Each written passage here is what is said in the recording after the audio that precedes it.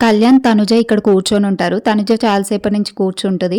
ఇక కళ్యాణ్ వచ్చి అంటాడు, "ఏంటి తనుజ అలా డల్‌గా ఉన్నావు? ఫ్రైడేకి ఇప్పటికి చాలా చేంజ్ వచ్చింది" అంటే, నాలో ఎప్పుడు ఏం చేంజ్ రాలేదు. నేనెప్పుడూ ఒకలాగానే ఉన్నా. నేనెప్పుడు మారను.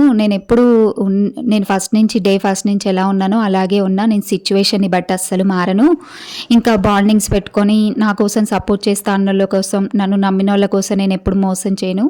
సపోర్ట్ చేస్తా అన్నోళ్ళ కోసం ఎళ్ళను. బాండింగ్స్‌ల కోసం ఎళ్ళను. నేనెప్పుడు ఎలా ఉంటానో నేను అలాగే ఉంటాను. నేనెప్పుడు ఇలాగే ఉన్నాను అని జెప్పేసి అంటది. అయితే కళ్యాణ్ అంటాడు, "నేను అడిగిందేంటి? నువ్వు చెప్పేదేంటి?" అంటే, "మరి అవును నువ్వు అడిగావు గదా! ఫ్రైడేకి ఇప్పటికి చేంజింగ్ అని.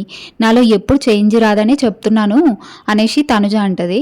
ఇంగ అక్కడ కళ్యాణ్ అంటాడు, "ఏం లేదు కొంచెం చాలా డల్‌గా అయిపోయినావు" అంటే, "డల్‌గా అంటే ఏం లేదు. నిన్న నామినేషన్స్‌లో 5 కలిపి నాకే ఏసిర్రు కాబట్టి ఇచ్చాను కదా!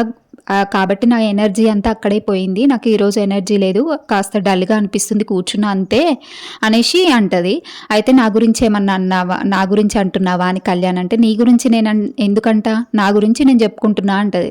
అయితే అక్కడ కళ్యాణ్ అంటాడు, "నేను నిన్న నీ బొమ్మ తీసుకుందామనే అనుకున్నా తనుజ. అంటే కాకపోతే ఏంటంటే ఇమాన్యుయల్‌కి మాటిచ్చా. 3 రౌండ్స్ వరకు ఇమాన్యుయల్‌తో ఆడి తర్వాత నీ బొమ్మ తీసుకోవాలని నాకుండే" అనేసి కళ్యాణ్ చెప్తాడు. ఇంకా అప్పుడు తనుజ అంటది, "ఎవరి ఆట వాళ్ళు ఆడతారు.